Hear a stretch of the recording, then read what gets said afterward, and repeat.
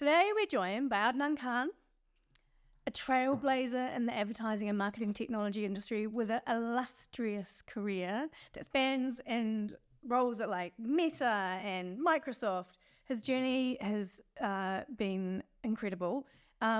Started in Sydney and is the co-founder of a very successful agency here in Auckland called Stitch. And they've done some amazing work, some of which, probably the one that myself and my dad talk about quite a lot, is Tina from Turners. Dad rang me yesterday when he knew you were coming in, and he was like, is that her real name? Like, is she actually Tina from Turners? So I was like, I'll find out for you. And you've won so many awards. I think what's really amazing about you is you're very data driven, and you clearly are quite strategic. So that's kind of why I really was keen to get you on, to really delve into like who you are and how you think, and help kind of other marketers in New Zealand learn from the amazing work that you've done. I'm really happy to be here. I don't know if I deserve all that praise, but I think you do. Look, I'm stoked to be here. Really excited by the kind of work you're doing as well, to help the industry. So yeah, let's get into it. Yay! Cool. So first question.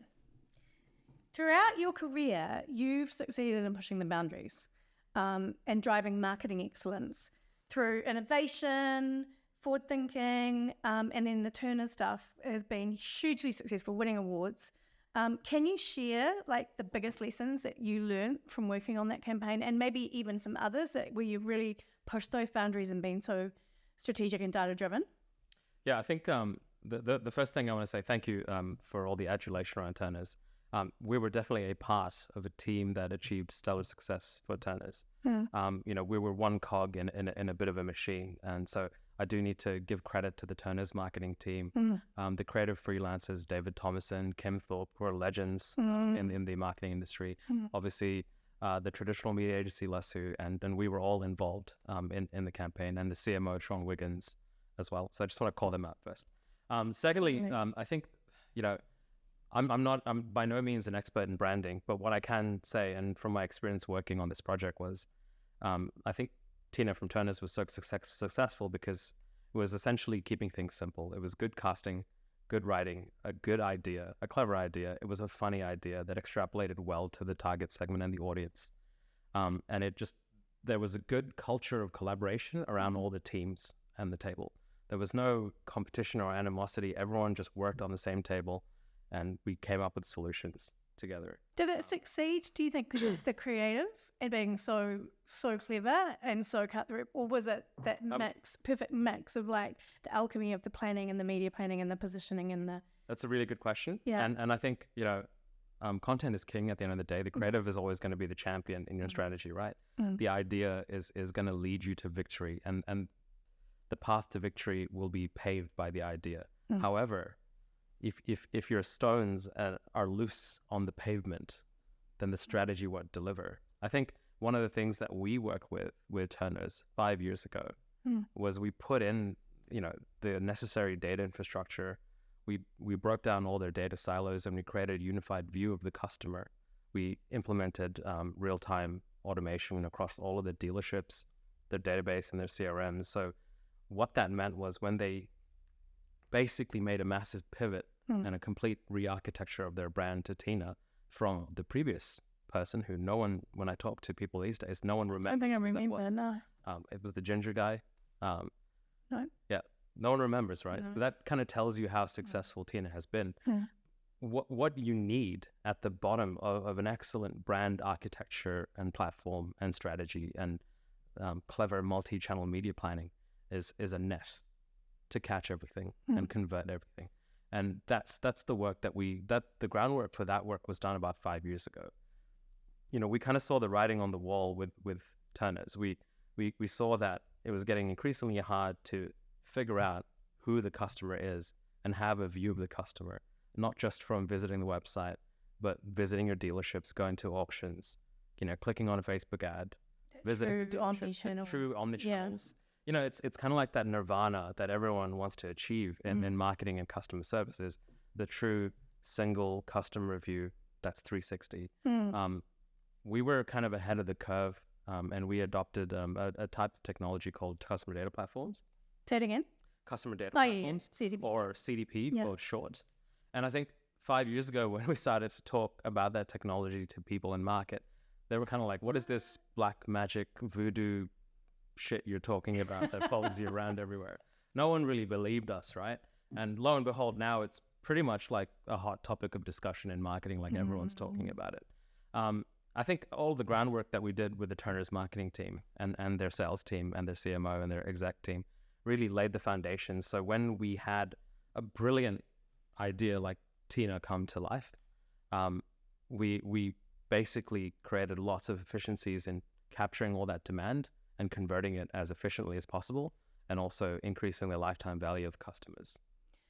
That all sounds freaking amazing, but it also sounds really expensive. Is that like, and I know many brands, even the big brands, some of them don't have that kind of level of smarts to build into their businesses. Like, is this, and people can work with a company like yours because you know how to do it, you've done it, and that's what you guys are amazing at. Is that really expensive?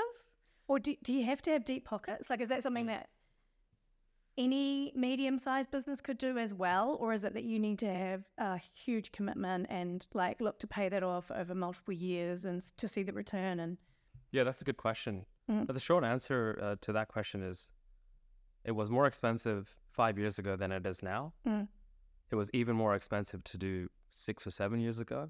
But with all technology, over time, you have more competitors in market and you have a democratization of access at different levels. I'm going to use the example of email marketing as an example. I mean, you and I are old enough, no offense. I'm really young. You and I are old enough to remember a time when there was that discussion around whether a big brand would build their own bespoke marketing automation or email tool. Oh, yeah. Right? Do you remember that discussion that people used to have? That no one dreams of even thinking or suggesting that idea anymore. It's kind of like going to your marketing leader or your CMO and saying, I've got a great idea. Why don't we rebuild MailChimp or rebuild Marketo or Adobe? It's a ridiculous idea. You're never going to be able to invest the amount of resources that a multi-billion-dollar tech company with some of the most talented software engineers in the world are honing in, fine-tuning that tool. Yeah. And you're not going to achieve the same economies of scale, the ability to integrate into other platforms. That same disruption is happening to the customer data infrastructure space. So previously, 10 to 12 years ago, it was very cost prohibitive and the barriers of entry were very hard. You had to invest in a data science company or a software company to build your own data warehouse, build your own bucket, get a bunch of data scientists to churn through all the data, try to do it manually. You don't need to do that anymore. So just like MailChimp disrupted that email marketing industry, there are other customer data platform tools out there that have also disrupted this kind of archaic data industry. Do you know, you're a medium-sized business, like the kind of tools? I think there's if you're a medium-sized tool, you can look at small to medium kind of. I look at a custom data platform called Customer Labs, and that's kind of a company that recently won quite a few awards. That's a really low price point, and it'll probably deliver what a custom data platform will deliver for the small to medium business. I think for medium to enterprise business, I would look at tools such as Telium or Twilio Segment as well. And when you're talking how much, do you know, like a kind of ballpark if you're the small to medium? Like, I think if you're the small to medium, like SaaS or kind of... small to medium, you're talking now you can start to deliver that kind of custom data infrastructure capability with tools like Zapier or Customer Labs with anywhere from 80 to 90 to $100 a month. You can start to deliver that vision. Much more joined up experiences. Yeah, much more cohesive, unified ability to deliver on a customer experience than you ever were able to before. And if you're a brick and mortar or an e-commerce provider and you've got some kind of e-commerce platform, then it's even easier. Can you paint a picture of a customer journey and what that might look like once you've enabled that kind of level of tool? Like what would the old journey look like, and then what would a new one look like for a customer? I think the old journey was basically you hammer people with a lot of ads and you hope to God that they sign up on a landing page somewhere, and then you hammer them again with a lot of emails. Okay, and that was fine, because a long time ago, the only way you could identify a human being on the internet was through an email address. We don't live in that era anymore. And if you couple that with privacy legislation around the world, like GDPR, like CCPA, like the Australian privacy legislation, if you look at Google phasing out cookies by the end of this year, if you look at Apple and iOS and all their intelligent tracking prevention happening at the moment, it's not only getting harder to actually figure out who the individual is, but to track them using cookies, it's a loser's game. Yeah. So you need to solve the problem of actually unifying identity across your silos and not relying on cookies. So there are tools out there that are built for that purpose. They're called CDPs, or customer data infrastructure, take or pick. There's quite a few different options. Once you've solved the problem of unification, then you're able to activate a lot more efficiently. So I'll give you one example. Have you ever booked a holiday and you immediately start seeing ads on Facebook? I booked a holiday recently. Yeah. And you literally start seeing better deals from booking.com of the place, of the region that you just booked in. That's not a great experience. No. A lot of that is due to the fact that you know these brands don't have unified data and they're not able to create exclusion audiences. So that's wastage. So the first step is basically exclusion audiences in real time. Real-time exclusion audiences is just one simple use case where you can start to use technology to reduce and eliminate media wastage. And if you're a small to medium business, it's even more important to eliminate that wastage and to retarget better and to ensure that you're optimizing towards the right outcomes. The second and probably more important aspect is increasing your match rates in email marketing or on your own platforms. So when we've deployed customer data infrastructure that unifies identity, we've seen up to 70% increases of match rate of what you call is your known universe as a marketer.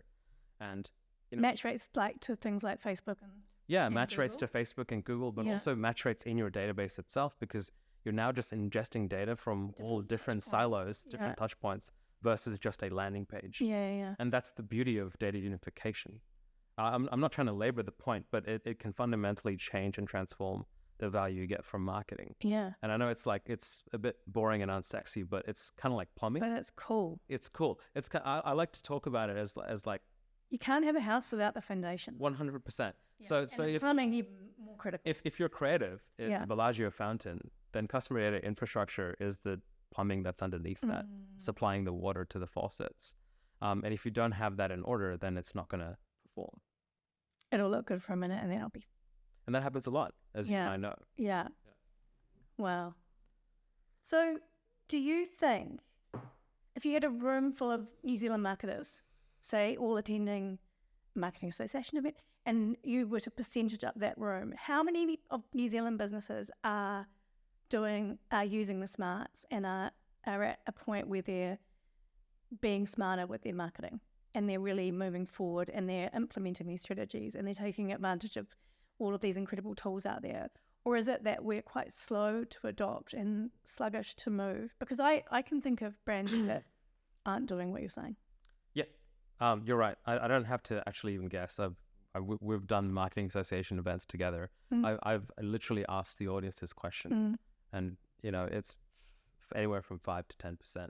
It's a lot better than that are actually leveraging that. I would say 5 to 10% that are either leveraging or thinking about leveraging customer data infrastructure or data unification as a core part of their marketing strategy. And that there are reasons for this glacial pace of transformation. It's partially because of skills or lack of skills. Yeah, I think people tend to blame talent in the market, talent and understanding. I think people are very quick to blame tools and technology, when in reality, any kind of transformation, whether it's digital or otherwise, needs to happen culturally first within the organization. It's we often have this discussion with our clients and brands out in market that breaking down data silos is kind of easy. Deploying technology, hard but kind of easy as well. Breaking down cultural silos or organizational silos, really fucking hard. And if you don't break down those organizational or cultural silos, then you're never gonna You're not going to be able to actually. You're not going to get the transfer. You're not going to get the value out of the transformation investment, and the transformation's ideally going to fail. I think it's also because of the way that a lot of businesses are structured, and they're quite hierarchical, and you've got so many tiers, and then you've got different KPIs sitting in different groups. And probably, in my mind, from working in different types of organizations, if rather than marketing have a set of KPIs and the sales team have a set of KPIs, enterprise have a different, like everybody's got different reasons for being. Yes. If actually all of those were truly aligned and all of us were in it together and focusing on the big, hairy, audacious goals and not kind of breaking, I feel like it would be so much easier. That's kind of why Tina was successful. I mean, what you see on the surface is good creative and an excellent execution and something that makes you laugh. But what you don't see, it's the whole iceberg concept, right? You see about 10% above of what contributed to the success, but you don't see 90% of what happened. And yeah, we spent 5 years breaking down those silos, whether they were cultural, organizational, or data. And I think the other challenge is skill set. I mean, marketers are simply not equipped to deal in this new paradigm. You almost need, I see some of the best marketers in New Zealand right now actually don't come from advertising or marketing backgrounds. Where are they coming from? They come from science backgrounds. They come from software engineering backgrounds or computer science. And they're curious. And they always maintain that they don't have a I know it all mindset. They've got a let's learn it all mindset. I love it because I've been in digital marketing for a while, and I'm sure you're the same. And I honestly cannot, I don't know it all. I could be an expert according to like how many years I've been doing it, but the reality is I'm relearning constantly, like every 6 months, every year, sometimes every month. Like you have to go, oh, what I thought was true is no longer. I never did a marketing or advertising degree. I did a media production and film production degree. But thankfully, at my whole uni at University of New South Wales back in the day, we did learn programming and coding. Oh, wow. And I think that was like learning how to do Flash, which no one used anymore. You remember Flash? We learned how to do Flash. We learned JavaScript. Those foundational, I can see Ashton's laughing.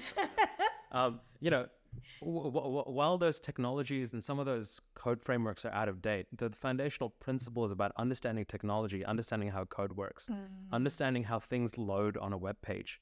Those are fundamental to, even if you're not on the tools, being able to actually utilize and extract value from said tools, or being able to correctly brief in your consultancies or your agencies, right?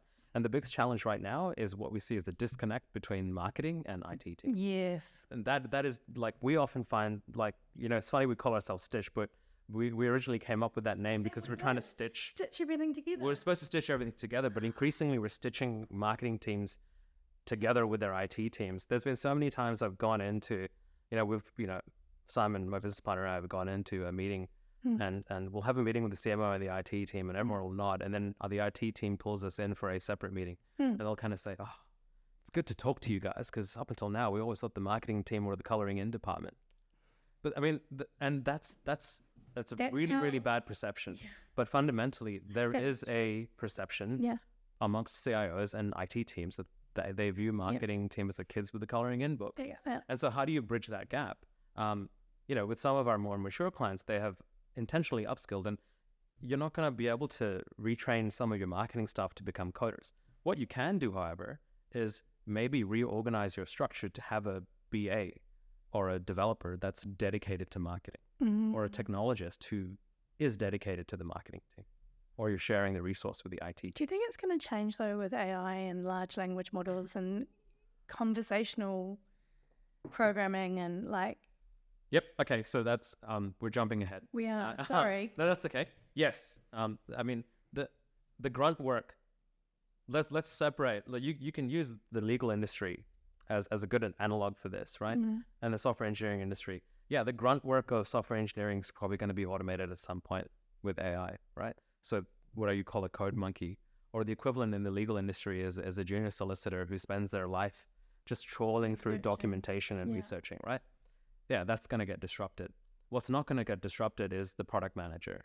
What's not going to get disrupted is the person that comes up with the idea that then then the solution to said idea needs to be deployed with code. Correct. It's the strategic side. It's the ability to develop UX, the mindset when you stitch together all of your data and you can build a 360 vision of your consumer, then you're not just limited to advertising as a marketer.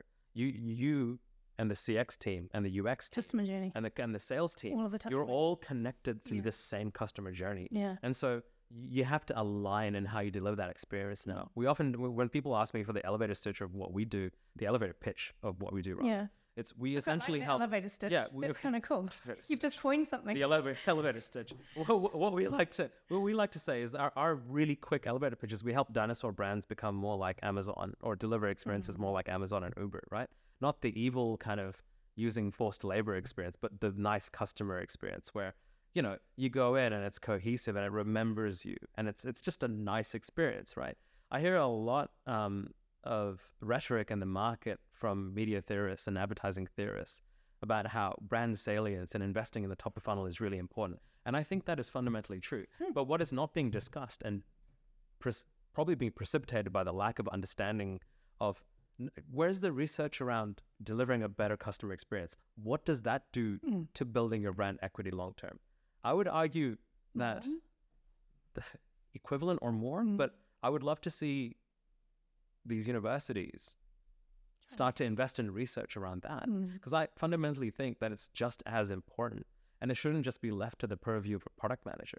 The marketing team and the customer team and the sales team and the product teams, they all need to be aligned at delivering that cohesive experience to the customer. Think that's my challenge, is that I think having all of these roles that are very siloed and not working together is part of the problem as to where we're getting where we are. And it's almost like in my life, I never decided to specialize. I decided to kind of try and be a master of none, but like a little jack bit of all of trades. Jack of all trades. Swiss Army knife. Yeah, kind of. Yeah. And trying to have enough knowledge about stuff so that I could piece it together and make sense. That is not common. You often will have like brand marketers, and then you'll have product managers, and they're in two different camps, two different departments. You've got IT. They're not working together in that same way. And like to do that, I mean, I had Ellie from Spark. They've obviously got Agile, and so they have these get-togethers to kind of plan and I suppose allocate resource and to all come together for different sprints based on priorities within the business that are important at the time. And I always wondered like how does Agile work for marketing? But she loves it and says that it really works for them, and that's part of why they've done so well. Like she's done so well with Skinny. I mean, Agile, I feel like Agile is less about the teams internally. It's more about if you have a really siloed organization that's really slow and there's a lot of bureaucracy, then you kind of need Agile to just get everyone to the table and look at a board together and say, okay, we're going to do this now. And this is our Scrum Master. He's going to direct everyone. I think it's an interesting mindset, and I think some companies do need it. But I think if you change your culture, like there are other companies out there who had that culture without needing to adopt the terminology. But do you think roles might change? Like we're not going to have that silo where it's almost like where a marketer needs to become more data driven and needs to become more technical and kind of needs to bring that learning. I don't know if I have the answer to that, but there are some experiments happening. I don't know if you've seen recently that Starbucks has decided to disestablish the CMO role. What? Yeah, no. And I think there's been a few companies have been doing that globally as well, like Heinz as well. Really? So Starbucks has decided to disestablish the CMO role, and I think they're creating centers of excellence, right? They're going to have a head of technology and a head of customer experience and a head of marketing technology and a head of brand. Wow. And they all report into a business leader. Yeah. Someone who is a COO or a CFO or a CEO. Who has the entire vision of all. Is that the solution? I don't know.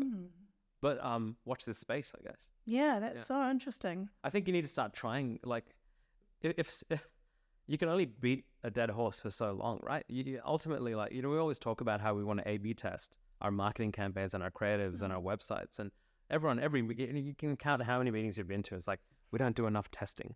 We just do the same shit. Well, we do the same shit over and over again and expect a different outcome. I think marketing leaders should start to test their structures internally. So it's bleeding into AI and how much you're kind of into it, and how, like, are you secretly reading about AI and soaking it all up for hours a day and going down the rabbit holes that I am. And are you? Is that something that you're really into? Yeah, I think I've been kind of ever since GPT-2. I've been obsessed with AI, and I was a huge fan of Alfred Turing, and I've always been interested in, have you seen the movie Her? Is that the one where he has a With relationship? Joaquin Phoenix, yeah. No, I haven't watched it, but I've seen. Do you know that I did watch that other one. Do you know that exists now? The three. The empathic AI from Her, it now exists. Like you can access. It's called Hume.ai. Oh yes, I've been on Have it. you? I had a conversation with it the other freaky. day. Isn't that the most? And unnerving? it shows me all of the emotional levels. And when I was talking, it was measuring whether I was angry or whether I was sad or whether I was... Based on the undulation, pitch, and In my cadence of your voice. And it's actually a freaky, unnerving conversation. I sent it to a friend of mine recently, and they said, man, who needs water cooler chats when you've got this? I had a huge conversation with it. I was like, hey, that's just really cool. What I'm thinking about what I could do with, and I was brainstorming with it. And it was like, yeah, let's do this. And it went off on all these amazing tangents. And you can just imagine the applications, right? For mental health, for customer service. Anyway, I digress. Like, yes, I fundamentally think AI is we can tell people though about that. It's Hume. Hume.ai. Hume. Go and check it out. .ai. Yeah. Go check it out. Have a conversation with it. Not to be confused with the humane AI pen, which is a different. That's the white. That's the button. So I've been interested in it ever since Andrew Yang. Do you remember Andrew Yang, the Democratic presidential nominee from a few years back? I don't really take much interest in American politics. Well, it was more because he was a tech entrepreneur, and his whole platform for running for president was based on AI and automation. Was it? And UBI. So he wrote a book called The Fourth Industrial Revolution, and he basically predicted this a few years ago. Yeah. AI, and it's be bigger than It's essentially what we would define as the Fourth Industrial Revolution, and it will come with it the progress economically, technologically, socially. I mean, talk about crazy shit. I recently saw yesterday that they're actually developing new drugs, like AI is developing left field cancer drugs that no one, and molecule combinations that it's just been given all of the knowledge, and now it's like developing like different molecule combinations for potential cancer drugs that no no human researcher has even conceived of. So that's interesting. Wow. But Andrew Yang called it the Fourth Industrial Revolution, and what's gonna come with it is probably an exponential evolution of us as a species, technologically and scientifically, and all of that other good stuff. But what's going to come with it, as did with the Third Industrial Revolution, is a lot of displacement. Which is why Mark Zuckerberg's building a house underneath Hawaii, so he can lock himself away while everyone's like running around looking for food and jobs. And jobs and trying to pay their mortgage. He'll just be... Yeah, it's an interesting discussion to have. And he was a proponent of he was the first person that actually brought the concept of a UBI to the American mainstream, which you would not ever in your wildest dreams imagine any potential political candidate in America would be talking about a UBI, because it could be perceived as being potentially socialist or communist. Yeah. His whole concept was that a universal basic income should be based on taxation on autonomous or AI driven companies that are replacing or displacing. Oh, okay. So they would have higher tax on the profits that they make. So we avoid the Great Depression that occurred after the Third Industrial Revolution. That's interesting. With the development of the factory line, so to speak. Yeah. Gosh. And do you like how quickly? Because I do think when you start talking about AI, most people are not interested, and they don't go down the rabbit holes and read everything and all the rest of it. If you were to paint a picture of what you think the next couple of years might look like, what do you think it's going to be? So this is going to be an interesting, it's always like glass, snow globe kind of glass eye vision stuff. But I think there's going to be a few things that happen next year. Autonomous AI agents. So right now you have large agents. Yeah, like agents that will use a number of different tools and models. I think right now you have the first use case that's democratically available to everyone, which is inference-based large language models. Basically, they use inference, right? So they use inference in the sense that, they look at the vast sum of human writing, knowledge, video, photography, and then they, based on your prompt or your input, they predict within a degree of accuracy what that should look like based on that inference, based on everything else. And that's how they train the model. And so that's they're good at completing discrete tasks. The next stage or evolution of this is autonomy. So if you look at Devon.ai is the first example we've seen recently of a company that basically built an autonomous software engineer that uses LLMs, but also uses browsing functionality and uses other tools to then create, and even will go onto Reddit and post and complete jobs on Fiverr autonomously. What? Yeah, it's called Devon.ai. Devin. Yeah, Devon. Just look it up. So autonomy is the next evolution, right? And what's going to be really interesting is up until now, due to a lack of scale in compute, the initial version of AI, the former AI, was based on training or randomized training. So that was like DeepMind. If you remember the old Google AI models that defeated the world's Go, that was not based on inference or a large language model, but rather it was based on a robot or a software app doing thousands or millions of different calculations in real time, trying to come up with the best outcome. I think what's going to be really scary is when you start to have autonomy plus training based models plus large language models all working together to where it's training itself. Correct. And it's essentially a sentient. Well, in that's gonna. There's a lot of discussion around when AGI is going to happen. So AGI, for everyone who doesn't understand, means artificial general intelligence. And the distinction, robots or intelligences that think for themselves. Well, do for themselves. The definition is clear. AGI can only be achieved when we perceive that the AI is starting to produce responses and outputs are as good or indistinguishable from another human being. That's not far away. That's the litmus test. Yeah. So some people are saying it's going to be next year. Some people are saying it's going to be the year after. There's wild conjecture around it. But I do feel like autonomy is coming. It's already coming. And AGI is probably next. So once that starts to happen, I think, we were at an event recently where my mate Heath Waugh from Matter AI basically said this, and I think it's a really, really good statement, that what we're seeing right now from ChatGPT 4.5, DALL-E 3, Midjourney version 6, Sora version 1, Claude 3 Opus, or Suno, the music generation app version 3, is the worst possible form of these apps that you'll ever see. It's like the initial. It's literally the worst these technologies will ever be. And they're only going to get better. They're only going to get better. And that's kind of crazy. I was watching Lex Friedman and Sam Altman talking the other day on Lex's podcast.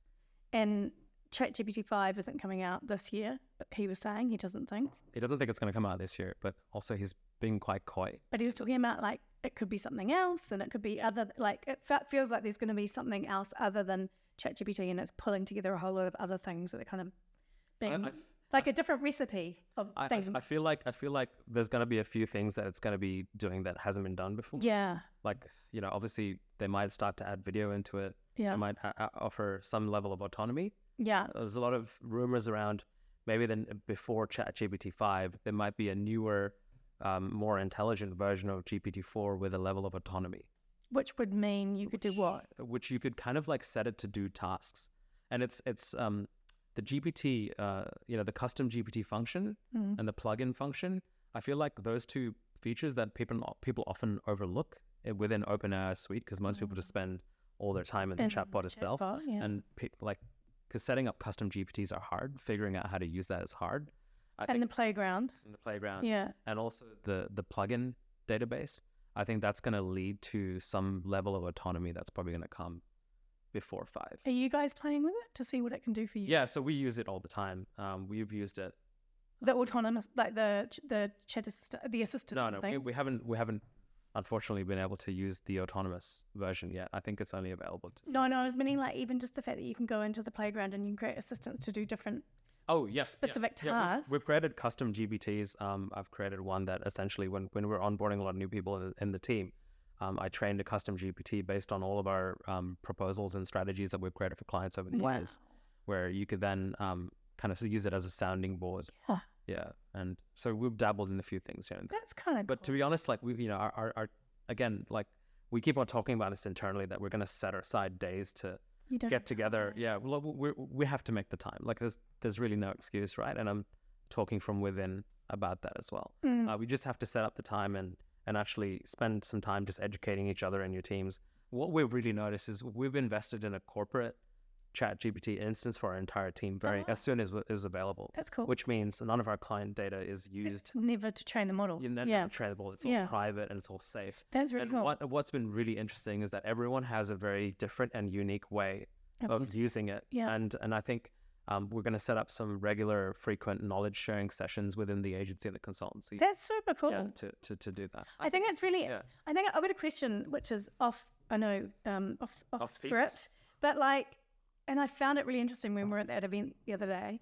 And I keep hearing it from many different organisations how many have locked down ChatGPT and they're not allowing their staff to play with it, use it, have it, even going to get the enterprise version of it. I find that slightly odd.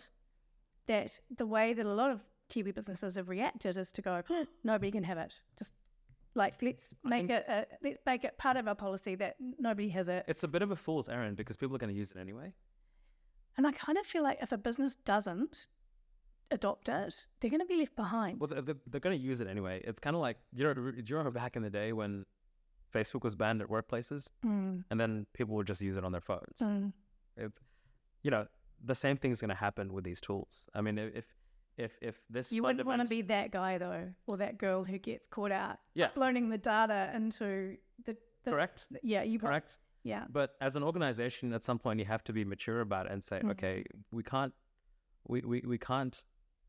stop the tides from coming in. But do you think it's because they're scared or they don't understand or they're... It's probably... large organizations are inherently conservative. There's also a data and privacy question at play around sensitive data. That was an interesting thing that came up because I thought if you have the enterprise version and you get that guarantee that it's not training the language model, but there was questions around whether that's true. I mean, I don't know the answer to that question. In the terms and conditions, it says that ChatGPT is not, but you could say the same about what you're searching in Google. Or what you're doing on Facebook, or what you're doing, you're always subject to the terms and conditions and the interpretation of said tech company to apply them in the clearest sense possible. However, I just don't think you're going to be able to, if something like ChatGPT helps an accountant do their job 10 times faster, they're just going to do it at home on their home computer on Chat. You're not going to be able to stop this wave. And as we discussed, it's only going to get better. One thing that everyone wants to do is to work smarter, not harder, right? Yeah. And so, if anything, that's going to be the ultimate litmus test and motivation of a lot of these people adopting these tools. The part of what I've been doing is going in and really starting to play with things like the Zapier and the automations that they've got and the way that it can connect so many different systems and trying to create those journeys where you can have... examples the other day was a guy I saw, he was getting the RSS feed to culminate all of the top stories, passing that through to a ChatGPT to review and then rank, which were the most interesting, maybe for their newsletter, pass that to another ChatGPT to write it in their style and craft it in the way that's on brand, pass that automatically over to an image creator with prompts for image creation. All of that happened and video creation, and then gets put into his Google Drive and then reviews it and then can hit another trigger to go and create the email newsletter. It's absolute genius. That's really good. I know another great example of you and I are in the industry, so we read a lot of publishing rags, right? Yeah. Publishing magazines. MI3 over in Australia, and this is, again, I think the Aussies are kind of showing us up in this space. They've created, the old sending a press release, right? They've completely automated that with AI. So they have an AI press release function now where they get a press release, they sanitize it based on the requirements of their publication, and then they create an image using AI and they publish it straight away. And so they've reduced the amount of research and time they've reduced in having someone employed to look at every single press release, interrogate it, and then write it again. Cut it back so much. We are behind as a country. I had a note here. Forsyth Bar actually ran a survey, and they found they ran a 2023 New Zealand Nation and Government AI Readiness Index, and we were ranked 42nd in the world. Who was before us? Even Australia. We were well behind countries like Australia. Wow. But if you want to look it up, it's called the Forsyth Bar 2023 Government AI Readiness Index, and New Zealand was ranked 42nd. So basically, everyone needs to go and do some reading and some learning. We need to lean into it. Yeah. We can't be afraid of it. We can be skeptical of it, and rightly so. And we need to be careful about it. We need to plan around it to ensure that data privacy is respected. But it's not just the tech teams that need to get into it. It's like everybody, isn't it? Everybody. It's marketing, it's legal, it's finance. Everybody should be kind of taking an interest in the space. You know, with all things, you know where the initial adoption is going to come from? It's not going to come from enterprise. It's going to come from small to medium business owners. Yeah. I have a friend, Stephen, I'll call it his name. He's a very successful criminal lawyer, right? He uses ChatGPT all the time. But he also uses it with the due diligence and the care that a lawyer should take. Yeah. But he uses it, and he's upgraded to the pro version, enterprise version, to ensure that data is not being used properly. But, you know, I went through it, and it's like, this is bloody amazing. Like, this is going to save so much time. Yeah. Just reading through case law and you know, reducing the amount of time it takes to come to a conclusion or get precedent. Whereas Bell Gully has probably not even thought about this yet. No. Right? So I think that's the lesson that I would love everyone to just... It may sound like it's too hard and too scary and too overwhelming and, I've just got to get through my day job. But if you really want to stay relevant and because it's going to happen, I think, quite quickly within the next couple of years. And I mean, you're seeing quite mass layoffs in many different places, and I'm sure it's only going to happen more. So if you can be that person who is learning and trying to get as far ahead as to how you can adopt it and kind of get ahead of the curve, I just think it's really... You're essentially protecting the longevity of your career. Exactly. It's an upskilling that I think probably should be mandatory for everyone. It's a no-brainer. Yeah, it's a no-brainer. Because we don't know what the future will hold. I'm not going to sit here and try to predict it. But I do think having that... Have you started a garden? Are you like growing your own veggies already? I've got a terrible green thumb. My partner Helen always tells me everything I plant ends up dying. It's kind of like my sister was with goldfish. I don't know what I would do if my job gets automated. I do think about it from time to time. I've always wanted to be an archaeologist, so maybe maybe that's what I would do. But like go to ancient Egypt and dig things out of the sand. Dig things out of the sand. Things that AI still can't do. Yeah. Yeah. Oh my gosh. That's probably what I'd do. So we've gone into AI. I want to go into marketing automation, because even though, you know, you say it's something that all businesses, it's kind of like BAU now, and it's not. I don't think a lot of small to medium-sized businesses are there. And so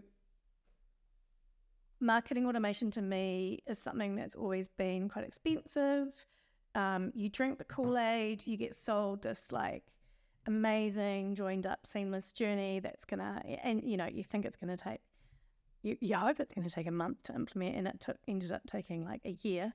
And it's much more complex and integrating it with your CRM. And then the challenges that I had with marketing automation when setting it up was that in fact they had acquired many different businesses and pulled them under one brand and said it all works together seamlessly, but actually it was quite difficult to set up. That's probably changed quite a lot. Is that are you talking about your experience in the past in a retail environment with lots of different brands? Well, I set up a marketing automation system with one of the big, I don't want to name them, but one of the big brands, and it was quite complex and difficult, and we ended up having to get consultants in and all of the integration that needed to be done within Salesforce, and it was a lot of work, and it was complex. And I don't think it is like that anymore, but I haven't set up a marketing automation program. Is it? Oh, okay. It still is. And I will say not all technology is the same. And I think at the enterprise level, there is a problem. There is a problem that goes exactly like this. I've heard many CIOs, CTOs say, well, you've never been fired for putting in a Microsoft or an Adobe solution or a Salesforce solution, right? And having that mindset means that you're not platform agnostic. One of the really important things at Stitch is that we always hold very close to our hearts is that you always maintain a platform agnostic mindset. Because if you don't maintain a platform agnostic mindset, you can't actually see the disruption that's happening in your own industry. Yeah, we can talk about AI till the cows come home, but the marketing technology and the data and the CRM industry and the marketing automation industry is also heavily being disrupted. So, you know, you talk about SMEs, right? Actually, MailChimp has very sophisticated marketing automation technology now. you can create any kind of behavioral trigger, whether it's website action, whether it's an in-store point of sale action, and trigger comms based on that. Marketing automation is not spam automation. It is, how can I leverage my owned assets to market better? How can I deliver better customer experience? That could be email, it could be text, it could be an in-app notification. Without being, and like leaning into segmentation and... Yeah, leaning into segmentation, leaning into behavioral aspects, right? Yeah. I think at the enterprise level, there still is a big challenge because a lot of the enterprise just tend to opt for these, what I would call really bulky enterprise tools that are not necessarily the best tools anymore, right? Yeah. They're enterprise tools, and the IT team might have an existing relationship with Microsoft or Adobe, and that restricts the rest of the team from actually going out and doing an RFE to select the most appropriate vendor for the use cases that you need. I think the most important thing for an enterprise level is to actually not start with the technology, but start with the use cases. Yeah. And then once you've figured out what your use cases are, and every single situation, you'll see that the first 2 to 3 use cases will probably deliver 80 to 90% of the value of the license or the initial investment. And then everything beyond that is incremental. If you try to bite off more than you can chew, you end up in that environment where it's... That's what we did. We started off 13 use cases, and then we found 2 use cases was what we managed to launch in 1 year, and it was like intense. It's massive. When we implemented a custom data platform for Tourism New Zealand, and this is a public case study, the first use case, which was, being able to, Tourism New Zealand is responsible for advertising the dream layer to tourists all around the world, right? We did some partnerships, and we trialed by using customer data platform to ingest booking data for the first time from operators into the dream layer of Tourism New Zealand, so we could better optimize impressions and activity based on people who are actually on the ground booking stuff at AJ Hackett or the Accor Hotel Group or Hobbiton, right? And for the first time ever, just that act alone increased the return on ad spend from their digital media investments globally by about 13%. And at scale, that's massive. Yeah. And that essentially paid for the license and all the costs. And everything beyond that is incremental. So my advice to enterprises, don't be stuck on, the tool that you use for a CRM might not be the tool that you use. The tools of yesterday are not going to solve the problems of tomorrow. No. So you need to maintain a platform agnostic mindset. When you do an RFP or you do a vendor selection process, actually get a consultant who is not aligned or who doesn't get commissions from a vendor to run a properly platform agnostic audit and selection process. Involve the entire functions of the team who are going to use the tool. Yeah. So marketing, sales, the junior people, the people who are actually going to be doing the grunt work. Yeah. And then decide. And then reduce it to just 3 use cases. Yeah. And don't do any more. That's good advice. One of the questions I am interested in, so I've been probably watching quite a lot of Mark Ritson and also have worked with many media agencies over the years, and then there's also research that's just been put out by Karen Nelson-Field, which is around how TV is so successful at building brands and how it gets the message across, and it's much more powerful than what digital and social can do. And I was looking at the stats then to kind of go, but it was interesting because it was basically saying it's really important to do TV as part of your campaigns because it delivers a much more intimate, I suppose, brand experience, and it fosters brand love much more successfully. But then when you look at the stats, like of where the audiences are in New Zealand and TV viewership is going down, like traditional TV, linear TV, as opposed to on demand and all the rest of it. And then you look at the kind of advertising globally, where the money's spent. 70% of it is on digital now globally, which I found really interesting. How can we keep saying advertising on TV is really great when the cost is so high, the production is high, the audience is dropping off and moving to other places? You can't advertise on Netflix yet, hoping. Not yet. Yeah. You will see. Yeah. Which direction do you swing? I love that you've raised this question because I think it's a very fundamentally important topic of discussion that we haven't talked about. I'm going to use an analogy. When we talk about digital advertising, we don't call it mobile phone advertising. We don't call it computer advertising. So why on earth do we lump all the TV advertising into the same bucket? I mean, YouTube is the biggest channel in New Zealand. Yeah. All right. And a growing proportion of it is viewed on TV. I think You know? a lot of the media agencies are getting better at that. Like they're incorporating YouTube in as kind of to extend the TV reach. It's kind of becoming targeting screens versus. And in fact, Mark Ritson has produced research now. And he used to be somewhat anti-YouTube back in the day, but now he's very much pro-YouTube. Like he's actually seen the results on how YouTube can actually, cost efficiently build a long tail of brand, really cost efficiently, and deliver results. And I'm sure more research will come out about SVOD and BVOD being able to deliver the same. Yeah. I think we need to decouple the device from the channel. It should just be We should just start talking about channels. Like, hey, how effective is TVNZ at building brand versus TVNZ on demand versus YouTube? Yeah. Let's have that discussion. Yeah. The TV is a multi-function device. You can use it for anything. Just like when we do a digital media plan, we don't say, this is my computer advertising, or this is my mobile phone advertising. TV advertising is a nebulous term that doesn't make any sense anymore. Everyone's got smart TVs. If you watch Netflix, you watch Disney Plus, you watch TVNZ on demand, you listen to Spotify on your TV. It's a captive audience. I think a lot of Karen Nelson Field's research is about the salience around the size of the screen. Yeah. I think back in the day they also said for that reason cinema is quite effective. It is, yeah. And so let's pivot that discussion to the salience from engagement and immersiveness, whether it's on demand, whether it's linear TV, or whether it's YouTube. Yeah. We should be having these discussions, and I think decoupling the device or the delivery mechanism from the channel is important.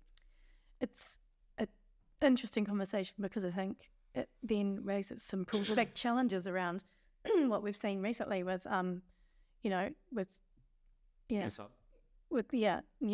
and what's happening. And I think fragmentations. I talked to the CMO of Turner's. Basically says it's going to get harder, right? It is. And it's going to get harder. But hey, you and I are digital natives. Welcome to our lives. It's going to get harder because audiences are more fragmented. Audiences have always been fragmented on digital platforms. They've never not been fragmented. Yeah. So it's not going to be easy for traditional media planners anymore. You can't just do a media plan and say, let's just put everything on TVNZ. The TVNZ rep's going to give me a nice package with a whole bunch of stuff, and value adds, and TVNZ, and then we're just going to go have lunch at SPQR for the rest of the week. No, you're going to actually have to do work now. You're going to have to figure out how much of it goes on YouTube, how much of it goes on radio, how much of it goes on Spotify, how much of it goes on video on demand. And in the future, you're going to have to figure out how much of it goes on to Disney Plus or Netflix or Amazon Prime. When's that going to come? I think Amazon Prime, Amazon and Disney Plus will probably be the first to launch ads because they've already kind of started that process in Australia, and Netflix is being a bit more conservative. Yeah. Primarily because Netflix is still the most successful from a subscription standpoint. I watched that show you told me to watch. Which one? The Three Body Problem. Yeah. It's just good content, right? Yeah, it was really good. I remember in 2012, the then head of content and programming for TVNZ basically called Netflix a pet that New Zealanders will forget about after a while. It sounds like another blockbuster. I think the industry as a whole needs to get over the hubris and just get on with it. Yeah. Audiences are getting fragmented.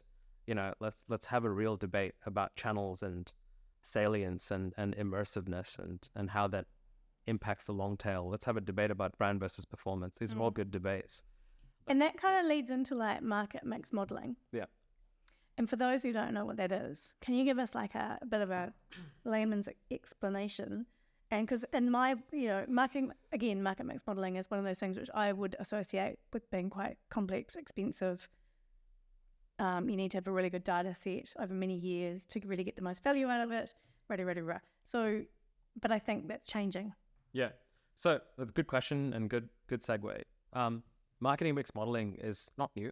No. It used to be called econometric modeling.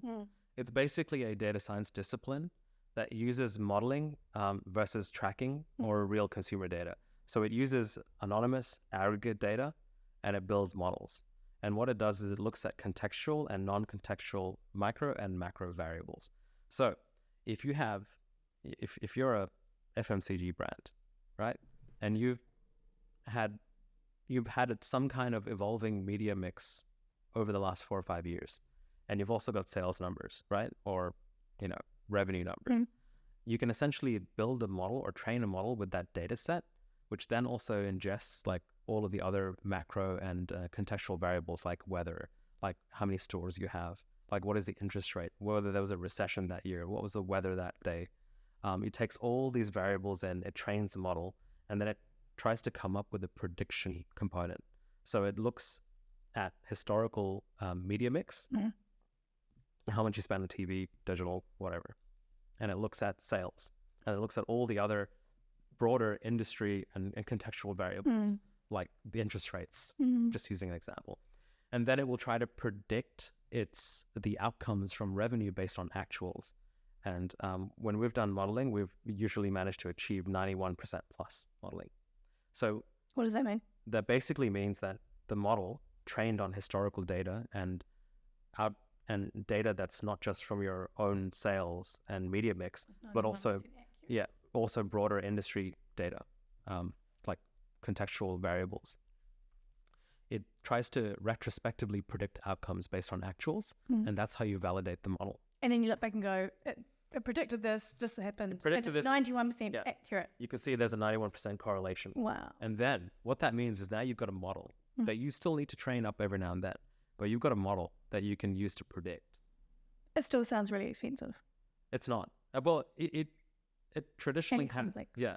Okay. So, marketing or media mix modeling is an evolving discipline, right? Traditionally, it's been very cost prohibitive and only accessible to enterprise, because previously, you'd only have access to static models, where you'd have to employ someone like Deloitte or PricewaterhouseCoopers or a data science company like Data Insight, for example. You'd send them all your data.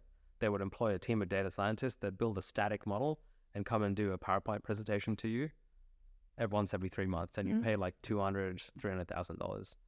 What's been happening lately is there's been a move in the industry level back to modeling. Why? Because of the cookies. Cookie deprecation. Yeah. Right? It's getting increasingly hard to measure things online. Privacy legislation, increasingly hard to measure outcomes from marketing. The other thing to consider is also inherent distrust in in-platform reporting and attribution. So I've had discussions with a women's luxury fashion brand, small brand with like 4 or 5 stores in New Zealand and Australia. And they're like, hey, ads, if I add up the revenue that I see in Shopify and the revenue that Google Analytics is reporting and the revenue that Facebook ads is reporting and the revenue that Klaviyo is reporting, we should be making 3 to 5 times as many sales as we're making. You've had that discussion with your clients, right? And then you have to go into the nuance and of how all these different tech platforms attribute ways of attributing revenue. The fact that Google search will attribute revenue to a click within a default 30-day window, right? And so you can change it down. You can change it down, but most people don't, right? Most people leave it on default settings. It's a flawed system, okay? And it is fundamentally still the media owner marking their own homework. Yeah. So modeling is coming back into fashion due to a number of reasons, of which we've just talked about.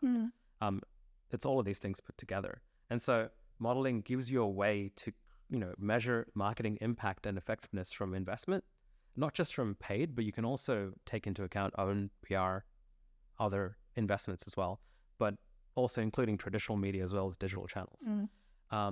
It used to be traditionally expensive, but we've created a product called Stitch Predict that I've not really talked about yet. We've kind of been in stealth. We're launching it publicly next week at the Marketing Association Smarter Data and AI Summit.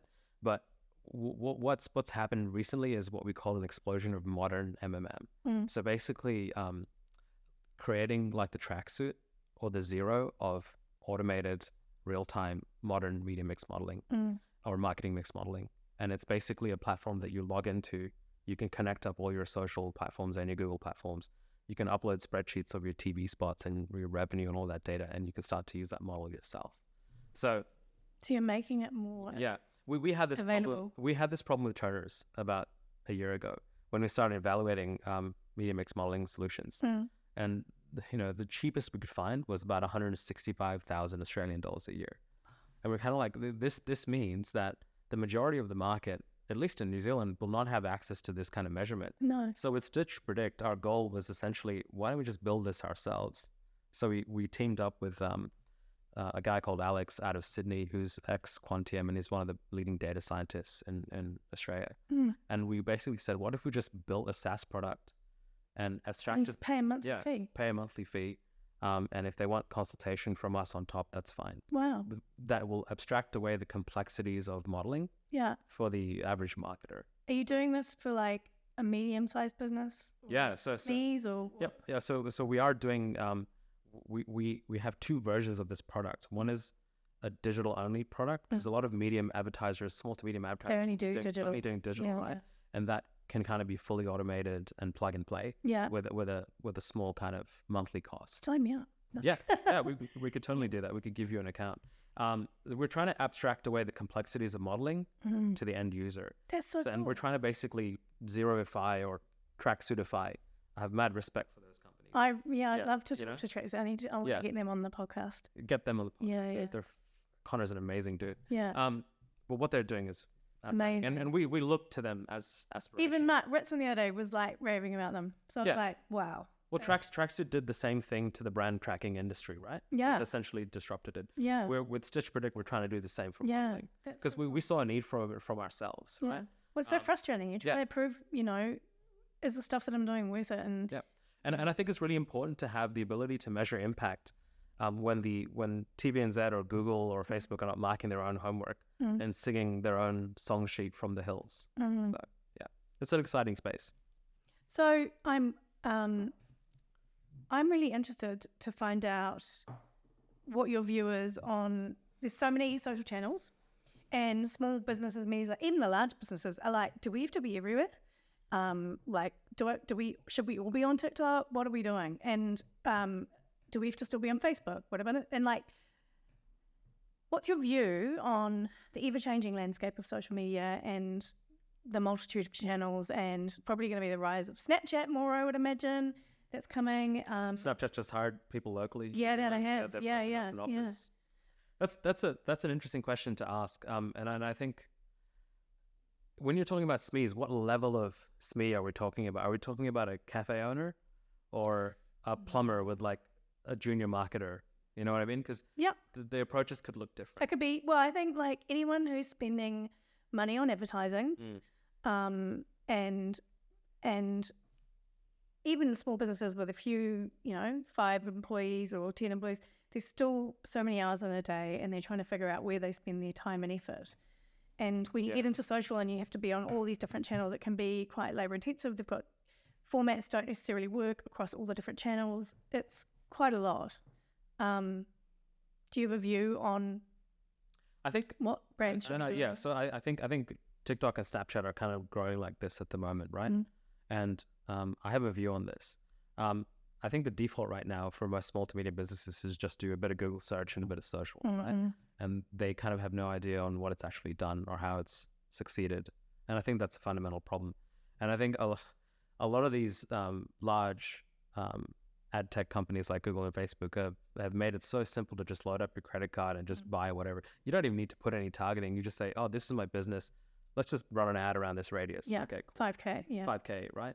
And I think Google and Facebook have kind of evolved their product around the local business a bit more than, say, Snapchat. Yeah. I know Snapchat's got some pretty cool location and augmented reality stuff in the app. Yeah.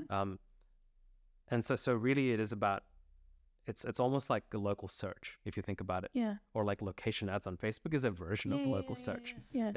And that's, to me, that's very fundamentally bottom funnel. But the question then becomes, hey, if we believe in top funnel, if we think that brands are always under investing in brand, the same should technically apply to small to medium businesses as well. So do you start to look at YouTube, TikTok, and Snapchat to invest in brand? I think you're not going to be able, you're going to be hard pressed to change behavior when you've got like a small cafe who might have $1,000 a month budget. Yeah. To be like, okay, I'm going to spend on Google, Facebook, Snapchat, TikTok, Spotify. And make all the food. But maybe the lesson here is like, okay, you've been doing Google and search for a long time. Why don't you try a little bit of YouTube? Why don't you try a bit of Spotify?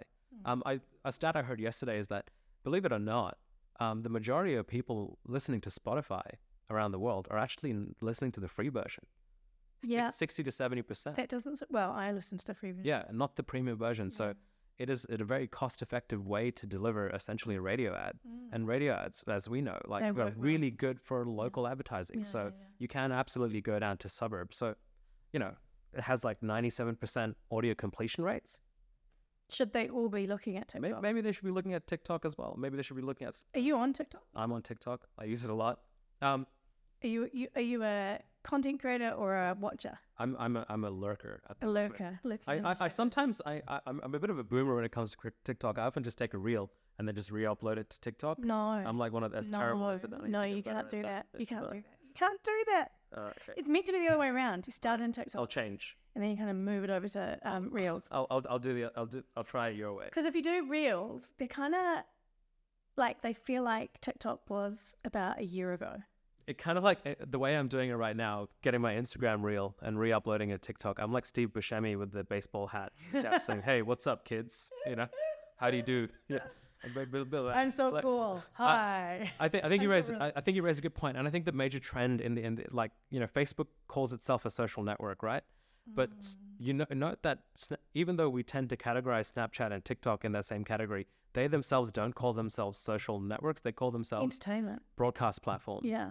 And so I think there's some crazy stat TikTok based. There's more people in the age demographic 15 to 29 in New Zealand who spend more time watching TikTok every night than TV. So, I mean, TikTok is the future of TV, right? It's entertainment. I literally... As depressing as it pains me to say it, because I'm, you know, like I like Dune. I like watching Three Body Problem. I like these grandiose but I think what's interesting is that I think they're also watching Netflix and all these amazing... Netflix and chill. Like, that's still happening.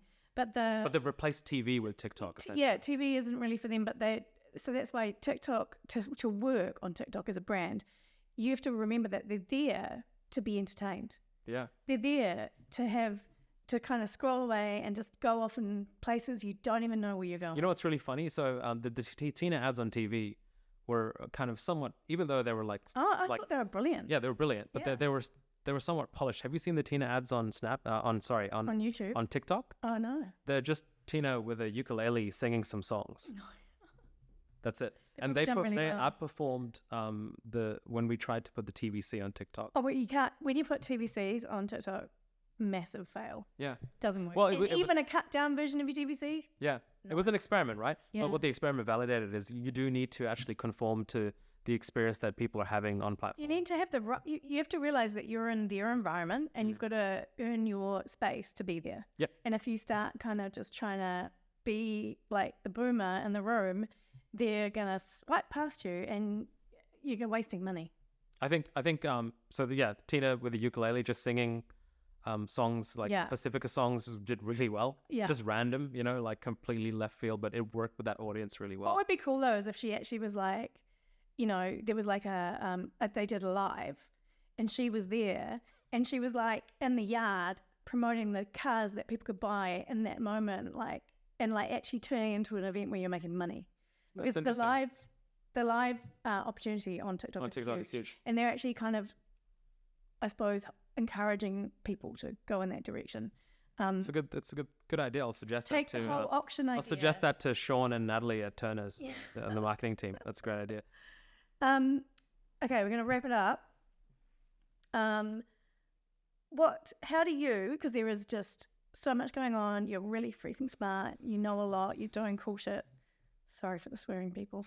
How do you stay on top of everything? Like, what is your routine to keep on top of all of the fast-paced movement that's happening? So my answer to that question is I don't, but I try my best. Like, I don't think it's actually possible to stay on top of everything. It's just physically impossible.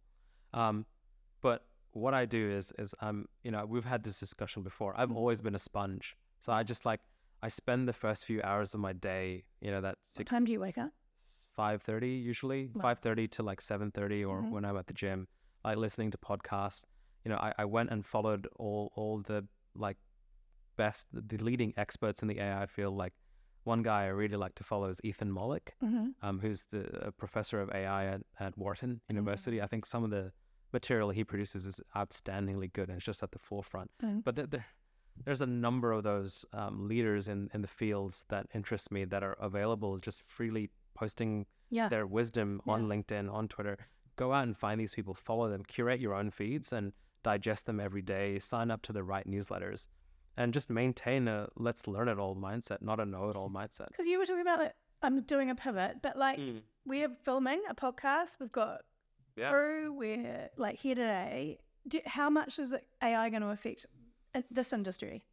Like even just filming, creating content, creating TV ads, like could we see when, you know, text to video in a year's time creating... It's an interesting thought, isn't it? You could basically like, you know, I don't think it's going to replace, you know, you and I live fairly close to each other, so it's really easy for us to get together and do this podcast.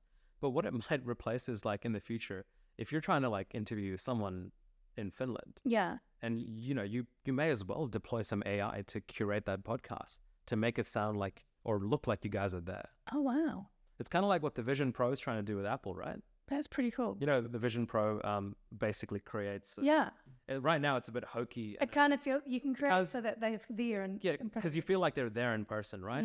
And so maybe that's the future of podcasting is, you know, when airfares are so expensive and people are trying to be more, you know, reduce their carbon emission footprint, instead of flying people out everywhere, maybe it democratizes the access to international guests for a burgeoning ripping down the borders, because it's like maybe you can get Mark Ritson on the podcast and he can just do it from his home, but it's maybe AI can make it look a lot better and more polished and more real than just a Zoom call. We have like just two people sitting. Well, that's an idea, right? It's the ability to simulate presence, I think is an area where AI and machine learning may disrupt podcasting. I don't think it's going to replace this, though. I don't think you can beat this. So out of all of the stuff, can you leave us with a little wrap-up nugget of like what you think our audience should take away with them? The last poignant thought of the day?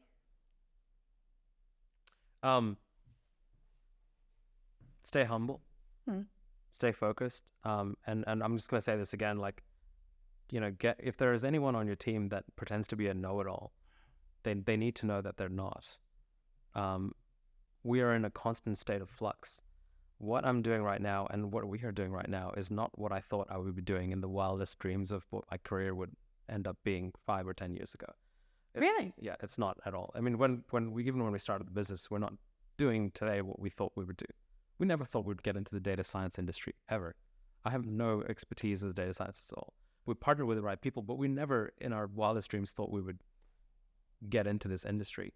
The best way to pivot is to always maintain a state of flux and be a sponge, learn everything, absorb everything, be humble. And part of being humble means that you don't know.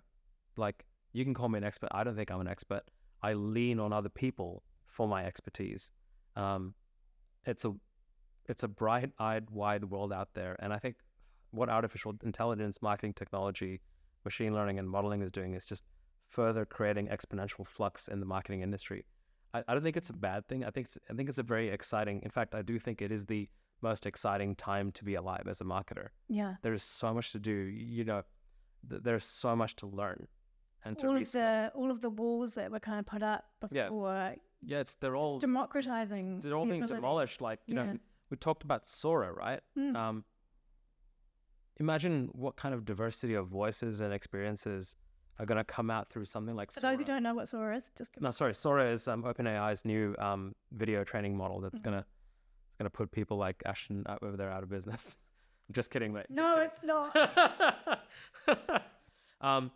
Look, I don't think it's not going to disrupt what Ashton's doing, but what it will do is, you know, diverse voices, viewpoints, people who previously didn't have the means or the equipment or the investments to do professional photography and filmography. It's going to disrupt that. It's going to bring diversity of opinions and voices. And I ultimately think that's a good thing. I don't think that's a bad thing. And so, if that was any parting advice, that would be it. Like, we don't know what the future holds. To claim otherwise is to be arrogant. Our industry is in a constant state of flux. So your learning mindset needs to also be in a constant state of flux. Be a learner. And be agnostic. Don't follow messiahs. It's been really cool having you here. Thank you. It's been an absolute pleasure. Yeah, and I'm really honoured that I'm your first podcast ever. So you've broken my podcasting cherry. Thank you so much. Cheers. Cheers.